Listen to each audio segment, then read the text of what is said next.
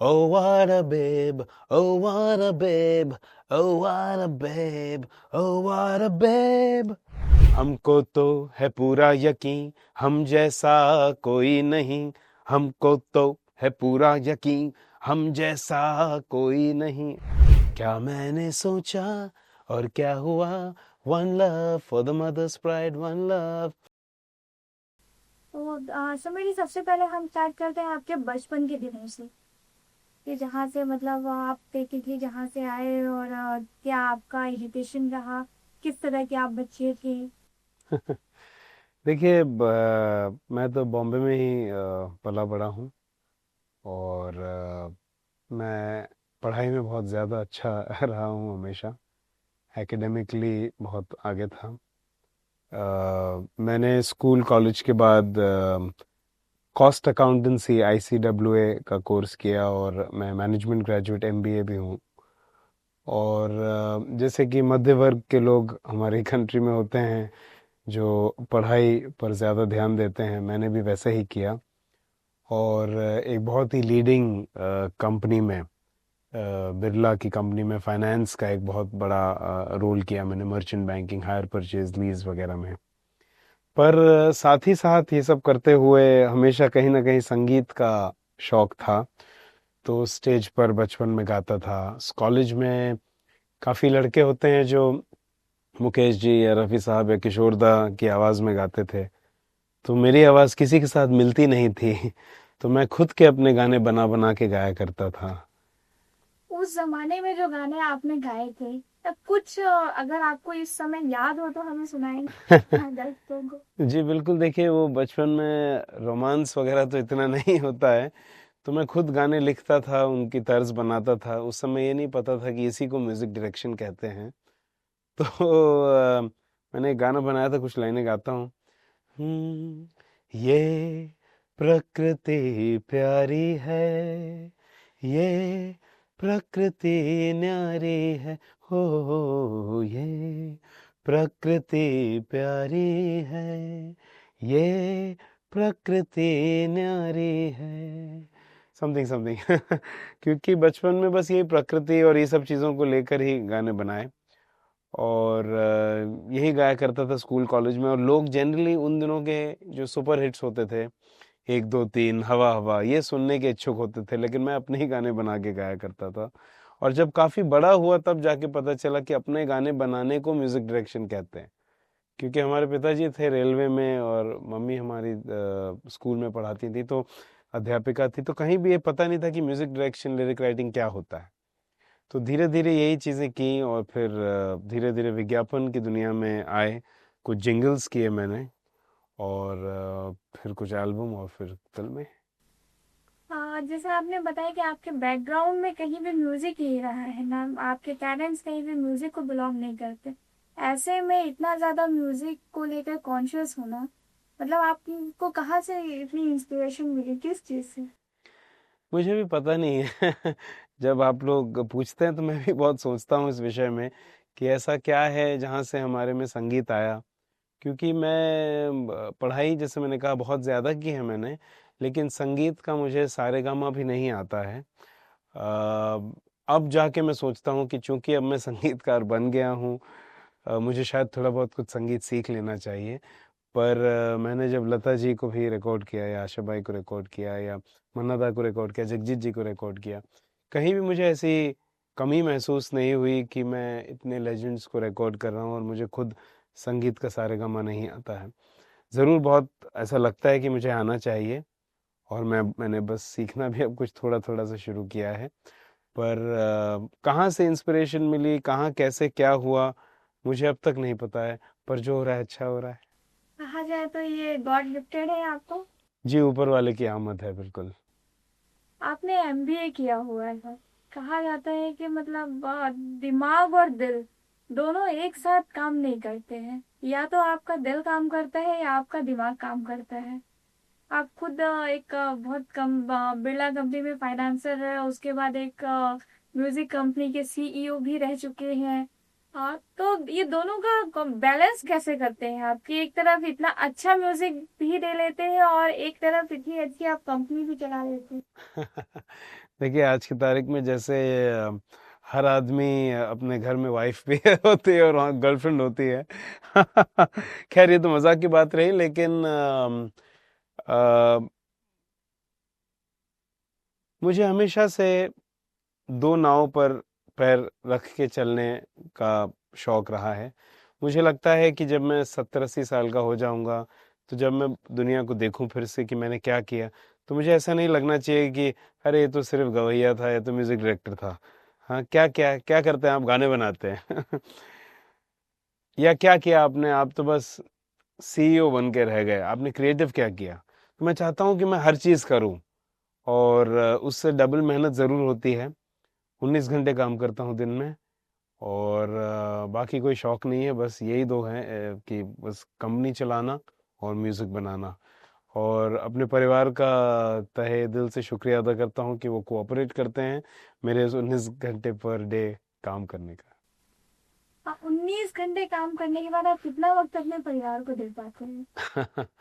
देखिए क्या है, आजकल दुनिया बहुत गोल और छोटी सी हो रही है, तो जैसे हम लोग कहीं बाहर जाते हैं कॉन्सर्ट पे या काम पर, तो अपने परिवार को ले जाता हूँ साथ में।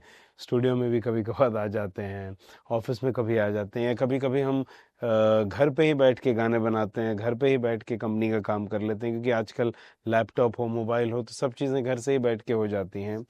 अब वो ज़माना नहीं रहा कि दफ्तर में ही जाके काम होगा और इतना। तो मैं I make it a point to give as much time to the family, और हफ्ते में एक आध दो दिन बाहर जाना, फिल्में देखना, जैसे एक आम आदमी रहता है, मैं उस प्रकार से रहना जीना चाहता हूँ और जीता हूँ। अगर हम एक बार फिर वापस अगर हम बैक चलते हैं, तो आप अगर समीर जी की बात की जाए तो ये बच्चे कैसे थे? शाही थे बहुत या किस तरह के थे बाई नेचर? देखिए मैं कभी भी नटखट नहीं रहा हूँ। मैं हमेशा से ही पढ़ाई की ओर ध्यान ज़्यादा रहा है, और खेल कूद में मैं क्रिकेट और टेबल टेनिस वगैरह, ड्रामेटिक्स, एलोक्यूशन में बहुत आगे रहा हूँ। म्यूज़िक भी जो भी थोड़ा बहुत डैबल करता रहा हूँ। तो पर मैंने कोई भी जगह, अगर मैं भी सोचूं कि मैंने कोई भी ऐसा कोई काम किया हो जिससे किसी को कभी चोट पहुंची हो, या कभी लड़ाई झगड़े में मवालियों के साथ रहा हूं, या गालियां दी हों, या कुछ सिगरेट पी हो छुप के, ऐसा कभी कोई काम नहीं किया। I have always been a very obedient and sincere child, and I think all of this has helped me through the years to be what I am today. आपको कभी ये महसूस हुआ है कि नहीं आपकी ये लाइन नहीं है, आपको म्यूजिक में आना चाहिए, या music is a perfect line for you? देखिए हमारे अंग्रेजी में एक कहावत है, grass is always greener on the other side of the fence. अर्थात कि आप जो भी करते हैं, आपको ऐसा लगता है कि कुछ और कर रहे होते तो शायद और अच्छा होता। तो जब मैं फाइनेंस कर रहा था, कंपनी चला रहा था, मेरे अंडर 40-50 लोग काम कर रहे थे और अभी भी कर रहे हैं, तो मुझे ऐसा लगता है कि अरे अब कुछ क्रिएटिव करते हैं। पर जब हम क्रिएटिव करने जाते हैं, तो उसमें भी एक बहुत बड़ा स्ट्रगल होता है, क्योंकि हमारे फिल्म में प्रोड्यूसर डायरेक्टर की कुछ मांग होती हैं, सिंगर्स अपने समय से आते हैं। तो एक बड़ा सा कठिन काम है, क्रिएटिव होना भी बहुत आसान काम नहीं है। तो ऐसा लगता है इससे तो वही जो कर रहे थे अच्छा कर रहे थे, ये कहाँ फंस गए यहाँ आके कि भाई क्रिएटिव अपने गाने बना रहे हैं, फिर किसी कोई कहता है किसी को अच्छा लगता है, कोई कहता है किसी को अच्छा नहीं लगता। तो मैं ऐसा सोचता हूँ कि अगर थोड़ा थोड़ा अच्छाई हम हर जगह से ले लें, तो हम बड़े संपूर्ण हो सकते हैं। We can be very 360 degree happy if we can get the best of all the worlds. तो इसी प्रयास में मैं लगा हुआ हूँ। पेस आपकी सबसे पहली फिल्म आई थी स्टम, जो आपने की थी, उसमें आपने म्यूजिक वगैरह संगीत दिया था। वो आपको कैसे मिली और किस तरह से आपने उसमें म्यूजिक दिया? So that time what was your experience?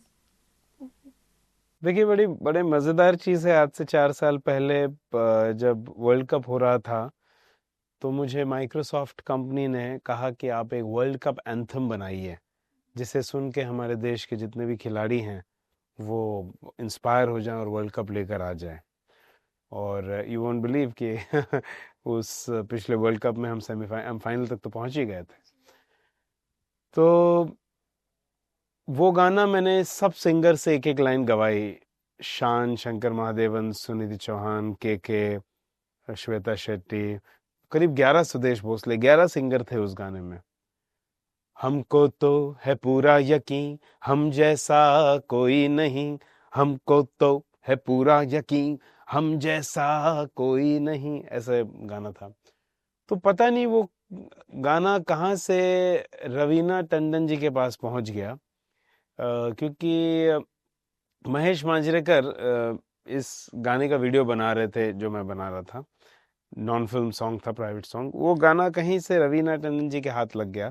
उन्हें इतना पसंद आया कि उन्होंने मुझे फ़ोन किया और कहीं से नंबर लेकर, और उन्होंने कहा कि भाई मैं एक फ़िल्म बना रही हूँ स्टम्प्ड, जो कि क्रिकेट पर ही आधारित है और वही वर्ल्ड कप के इर्द गिर्द रिलीज़ होने वाली है, तो आप ये गाना मुझे दे दीजिए मेरी फिल्म के लिए।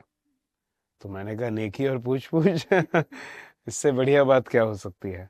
तो ये गाना मैंने फिल्म के लिए नहीं बनाया, ये बस बना हुआ था प्राइवेट एल्बम के लिए और वो फिल्म में चला गया। तो उस तरह से फिल्म हमारी दोस्ती हुई कुछ लोगों से जो फिल्मी दुनिया के थे, और फिर धीरे धीरे बात आगे बढ़ी। इसके बाद आपकी फिल्म आई थी रफ, जिसमें आपने बेसिकली म्यूजिक अरेंज किया था। नहीं, उसमें मेरे 2 गाने थे। एक गाना जो मैंने खुद कंपोज किया था, वो याना गुप्ता का एक आइटम सॉन्ग था, oh what a babe, oh what a babe, oh what a babe, oh what a babe. तो ये मैंने सुनील शेट्टी साहब कर रहे थे इस फिल्म का प्रोडक्शन, तो उनके लिए बनाया था। और उन दिनों मेरे कुछ दोस्त थे लंदन में, जो एक बहुत फेमस बैंड है, अंग्रेजी बैंड जिसका नाम है ब्लू। बहुत ही फेमस है वर्ल्ड वाइड, 4 लड़कों का एक बैंड है। तो उनका गाना हमने लिया, उनसे उनसे फ़ोन पे और ईमेल पर बात करके, उसमें कुछ हिंदी शब्द लिखे, कुछ फिल्म की स्टोरी लाइन को मद्देनज़र रखते हुए उस पर कुछ रिकम्पोज किया, और उनके साथ कोलैबोरेट करके एक गाना बनाया, वन लव, जो शान से हमने हिंदी में गवाया और उनसे अंग्रेजी में गवाया। क्या मैंने सोचा और क्या हुआ, one love for the mother's pride, one love. तो ये गाना मेट्रोज में बहुत हिट हुआ। तो ये गाने में मैं अपना नाम एज अ कंपोजर नहीं देता हूँ, क्योंकि इसमें मैंने कंपोज नहीं किया, केवल कोलैबोरेट करवाया, अरेंज करवाया महेश मांजरेकर के साथ। आमतौर में हमारी इंडस्ट्री में ऐसी चीज़ें जब होती हैं तो काफ़ी संगीतकार हैं जो अपना नाम एज अ कंपोज़र देते हैं, पर मुझे अच्छा लगता है कि मैं अपना नाम न दूं और केवल एक कोलैबोरेटर कंसल्टेंट के रूप में ऐसे गानों में रहूं।